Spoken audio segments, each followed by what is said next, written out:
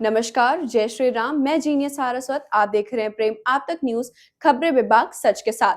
हरियाणा की छोटी अयोध्या नगरी से विख्यात शहर सिवानी से निकलकर अंतर्राष्ट्रीय चोटियों पर पर्वतारोहण करने वाले पर्वतारोही परविंत वर्मा जी हमारे साथ मौजूद हैं, जिन्होंने लिमिटेड रिसोर्सेज में असाधारण साहस दिखाया है। परविंत जी, सिवानी जैसे छोटे कस्बे से निकलकर माउंट किलिमंजारो और माउंट एल्ब्रुस तक पहुंचने की आपकी यात्रा को आप कैसे परिभाषित करेंगे? जय श्री राम।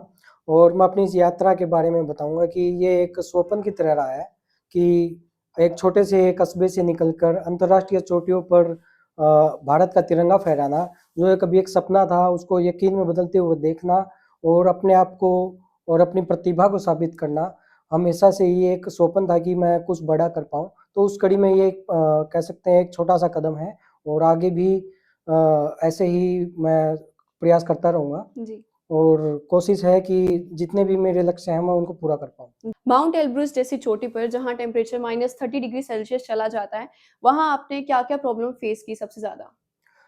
पहाड़ों पर एक बात ये होती है कि वहाँ का मौसम अनप्रेडिक्टेबल होता है, जी, जिसके बारे में कोई बता नहीं सकता कि वो कब बदल जाए। जी, तो और -30-28 डिग्री तक एक नॉर्मल टेम्परेचर वहाँ रहता है और 24 घंटे बर्फ से ढका हुआ पहाड़ है।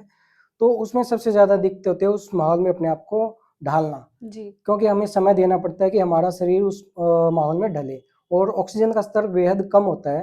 चोटी के ऊपर एल्ब्रुस जो माउंटेन है, उसकी चोटी के ऊपर लगभग 50% तक ही ऑक्सीजन है। तो ओके, आप सोच सकते हैं कि यहाँ हम 100% ऑक्सीजन लेवल पे हैं और वहाँ 50% है, तो कितनी समस्या आ सकती है। जी, और ऊपर से ठंड, तो सांस लेना और भी दुभर हो जाता है।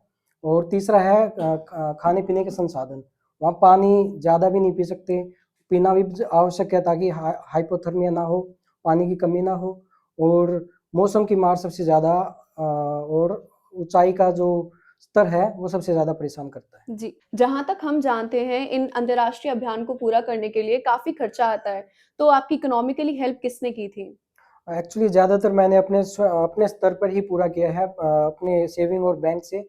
जबकि माउंट किलिमंजारो जो मैंने 26 जनवरी 2024 को किया था, जी, उसके ऊपर हमारे पूर्व वित्त मंत्री श्री जेपी दलाल जी थे, तो उन्होंने अपनी ओर से कुछ सहायता की थी जी, और जिसके कारण मैं अपने लक्ष्य को पूरा कर पाया। जी, और इसके अलावा जो भी मैंने किया है, वो अपने स्तर पर, अपने खर्चे से ही किया है।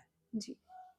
आप एक गवर्नमेंट एम्प्लॉयी भी हो और इतने जोखिम भरे खेल के बीच और गवर्नमेंट जॉब के बीच आप कैसे संतुलन बनाते हो और आपका क्या एक्सपीरियंस है?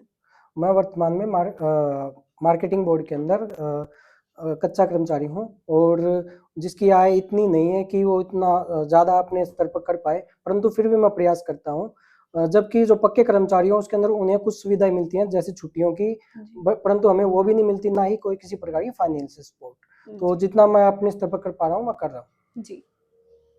Your aim is to complete Mission 7 summit, right? या So out of 7 you have completed 2. So what's your next? Actually, my next upcoming aim is Mount Aconcagua, the highest peak of South America continent. Okay. So it will be my third peak out of 7. So I am looking forward for this. Haryana सरकार और युवाओं से आप एक सीधी और स्पष्ट क्या appeal करना चाहेंगे?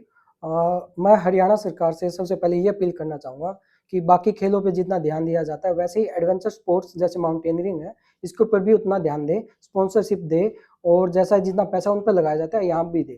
जैसे कि उड़ीसा से मेरे कुछ दोस्त हैं, वो बताते हैं कि उनका ट्रेनिंग का खर्चा सरकार द्वारा वहन किया जाता है। जैसे कि मैंने जो ट्रेनिंग ली है माउंटेनिंग से जी, रिलेटेड, बेसिक कोर्स फिर एडवांस कोर्स, उन दोनों कोर्सेज़ का खर्चा उड़ीसा में सरकार द्वारा दिया जाता है। तो मैं चाहूँगा कि हरियाणा सरकार भी ऐसा कुछ करे ताकि युवा है जो हरियाणा के, वो इस खेल के प्रति ज़्यादा आकर्षित हों, इसके अंदर ज़्यादा भाग लें और देश और प्रदेश का नाम ज़्यादा से ज़्यादा रोशन कर पाएँ। क्योंकि जी, हरियाणा के युवा में वो पोटेंशियल है कि वो इस खेल के अंदर, एडवेंचर स्पोर्ट्स के अंदर आगे तक जा सकते हैं और दुनिया की बड़ी से बड़ी चोटियाँ फतेह कर सकते जी। हैं। यह थे अंतर्राष्ट्रीय पर्वतारोही परविंत वर्मा, जिनके साहस सीमाओं से नहीं, हौसलों से मापा जाता है। ये थे परविंत वर्मा जी, who is an international mountaineer. In future as well, we'll let you meet with such inspirational people. Thank you.